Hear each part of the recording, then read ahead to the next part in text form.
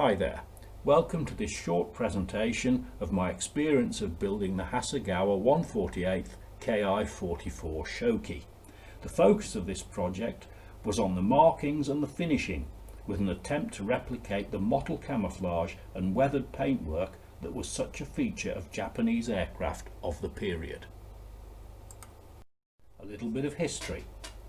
The Nakajima Ki-44 Shoki, or Demon Queller, or even Tojo as it was designated by the Allies, was designed as an interceptor and, unusually for the Japanese, put speed and rate of climb ahead of manoeuvrability. It was a fighter very different to its contemporaries, the Navy's A6M0 and the Army's Ki-43 Hayabusa, when it entered service in 1942. Less nimble but faster and stronger, the fuselage shape you can see in the photograph was dictated by the need to house the most powerful available engine in the smallest possible space to save weight. The small wings, also evident, meant high wing loading and less manoeuvrability, but increased speed. In service, the Shoki proved to be a formidable opponent, but such was the pace of aeronautical development at that time that by late 1944, when the B-29s appeared over the Japanese homeland, the Ki-44 was obsolete. The Shoki has been represented in kit form many times over the years, and good kits are currently available in all of the major scales.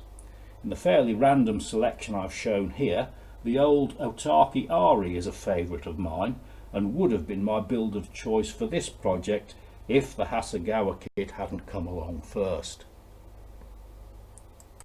The Hasegawa 1/48th Ki-44 2C is one of the more recent Tojo releases. My example is a rebox in the magnificent Kotobuki series, which is based, I believe, on a TV show and video game in Japan. The kit in the box is just the standard issue though, but with different decals. As I intended to paint on the markings myself, this really wasn't much of a problem.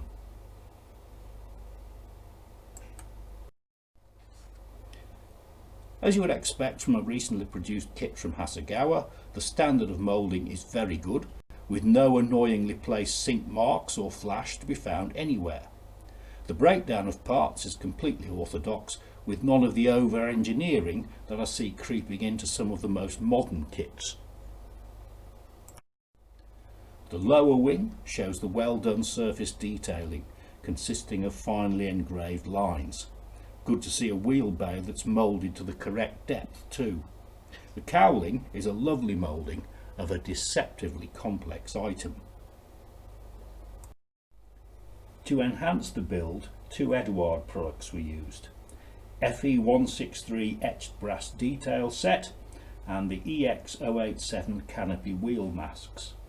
In addition, a Rob Taurus 48006 vac-formed replacement canopy was also sourced. There are some other things available, including an expensive but very nice resin full cockpit interior, but I made do with what's shown here. I didn't actually use the replacement canopy in the end, but it's a good product and I would use it if I were to do the kit again. Not surprisingly, construction is fairly straightforward. I started with the engine, which is a bit basic actually, so I added some plug leads from fine rubber. I thought about cutting off and replacing the push rods, but so little of the engine is visible behind the closely fitting cowling that there was really no need. Cockpit comes next, where the majority of the photo etch parts are used. The actual cockpit colour of these Nakajima aircraft is a matter of some debate, but in the end I used Vallejo 70833 German bright green, toned down with a dark green wash. The photo etch parts are well produced, but some are very small and I had to use a table magnifier to place them correctly. I drilled out the lightning holes in the seat. This is an easy job as the positions are clearly marked on the kit component. The assembled cockpit unit looks good, but it's really not all that visible through the small cockpit opening, even with the canopy in the open position. Fuselage halves assembled well, but when it came to adding the wings, the wing fuselage joint was surprisingly poor. This required very careful filling because the metallic finish that was going to be applied eventually would show up the slightest blemish. For this reason I used silver grey milliput, which can be sculpted with water and sanded to a hard ultrafine finish. As well as the upper surface wing fuselage joint requiring filling, attention was also needed on the underside, as seen in the photos. The engine and cowling was added next, and again a bit more filling was required, this time along the lower edge of the cowling fuselage joint. Now to the main focus of the build, the weathered finish. I began by applying an overall coat of Halford's grey plastic primer. Once any corrective work had been done, it's time to start on the metal finish. I used Alclad, which from my point of view is tried and tested. It has the advantage of being a lacquer, which means it reacts with the surface of the plastic, ensuring a strongly adhering, durable finish that can be masked without lifting. In order to break up the sameness of the finish, I sprayed patches of Alclad black ALC 305 and white ALC 306 primer to certain panels. Then gloss black was applied before finishing with 3 light coats of ALC 119 airframe aluminium. The pre-shaded panels mean that not only are subtle changes of tone evident on the model, but changes of texture, with some areas being just a bit smoother and shinier than others. The overall aluminium finish can be further enhanced by polishing. Buffing with a soft cloth can improve the shine. More spectacular results can be obtained by using polishing powder. I used some SNJ 1358 aluminium powder and a very soft cloth. Spectacle cleaning cloths are ideal for this, but you need to be careful not to get carried away and end up with a model that is too gleaming.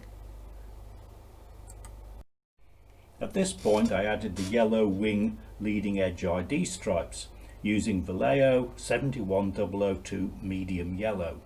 The national markings, the Hinamarus, come next. These are easy to paint on using homemade masks produced with an Alpha compass cutter and some masking film. You obviously need to take care with the placement though, as repositioning is not an option.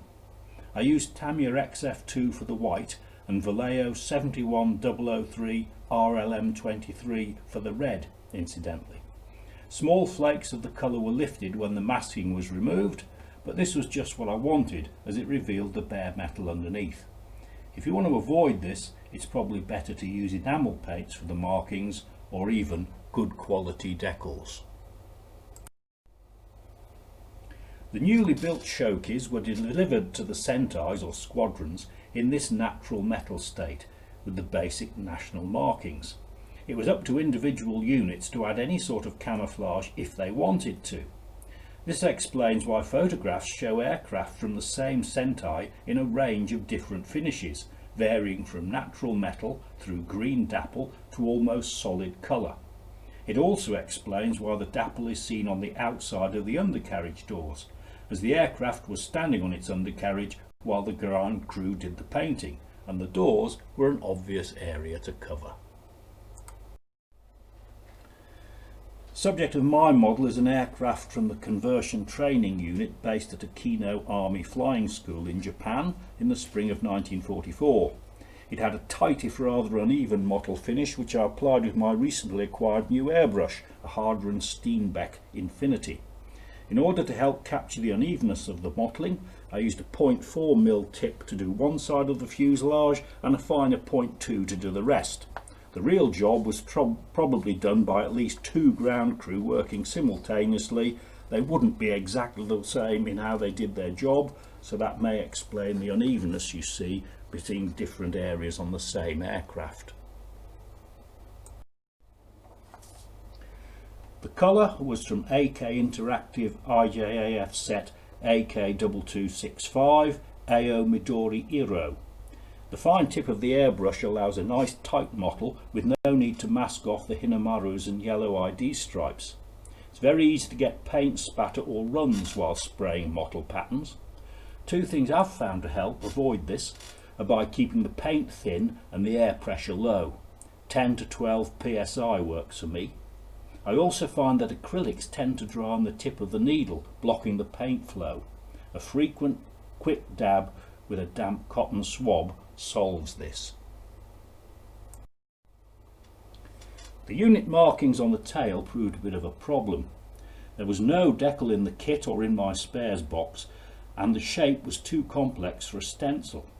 I therefore had to make a decal. It was surprisingly easy to find a copy of the marking on the internet, and this was then suitably sized and printed onto Mad About Ink laser copier water slide transfer decal paper. First time I'd used this product and the results were good. The decal slid easily into place and responded to the usual decal solutions, microsol and set in my case.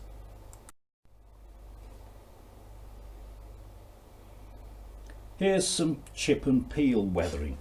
The acrylic paints are so much softer than the alclad base that they can easily be gently scraped away with a toothpick to reveal the metal finish underneath. If necessary, they can be further softened with a tiny dab of ammonia, which softens the acrylic but not the alclad. The thing here is not to get too carried away. Even on fairly heavily weathered subjects, the maxim should be less is more. I also used some dark dirt from the Flory Models weathering washes to enhance some of the panel lines. The deceptively complex undercarriage and the tiny replacement brass doors are a bit of a challenge. Painting the wheels is helped by suitable masks being included in the Edouard set. With that out of the way, a final coat of varnish can be applied to enhance and protect the overall finish. I used a 50-50 mix of clear and tap water incidentally. Adding the canopy, that rather tricky gun sight and a stretched sprue aerial cable were the last things to do. The canopy was masked off using the Edouard masking set, which as usual gave good results. It's important to give the canopy framework exactly the same priming top coat sequence as we used on the main airframe in order for it to blend in properly when it's fitted. I find the masking tape will happily stay in place for days on end and still come away cleanly, which is important when you're putting together this sort of finish.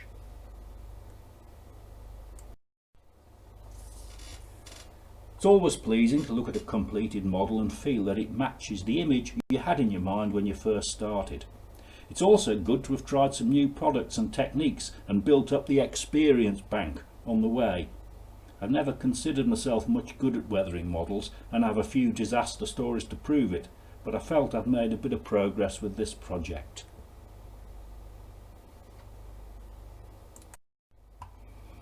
This, I have to say, was one of those rare builds that just seemed to sail along with hardly a serious glitch on the way. Don't we wish they were all like that? Thanks for listening. Hope you found it interesting and useful.